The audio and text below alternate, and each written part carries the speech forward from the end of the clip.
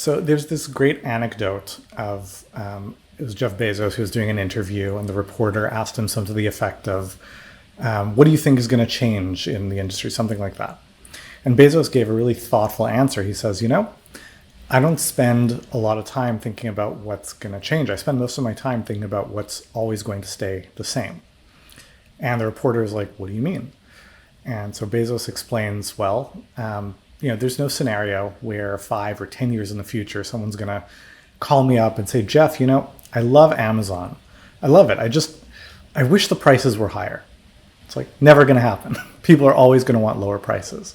Nobody's ever going to call me in 10 years and say, "Jeff, I love Amazon.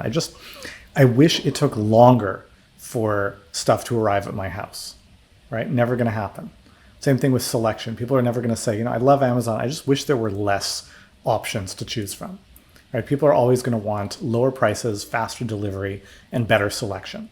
And so we spend most of our time at Amazon focusing on those things that we know are never going to change and leading into that. So I don't run Amazon. I'm not Jeff Bezos.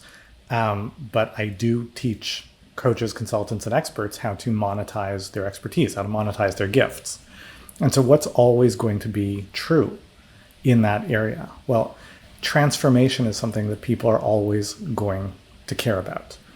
People are always going to want outcomes, and those outcomes are always going to be dependent on their ability to get good at something. And so the more capable you are of giving people a shortcut, helping them get to that ability of delivering that outcome, of getting that result, getting there in less time, at less cost, and with less risk of failure. And that's what coaching, that's what consulting, that's what teaching, that's what courses, that's what masterminds, these are all different ways of getting to that. The better you can get at that, in the long run, the better off you're going to be, because that's never going to change.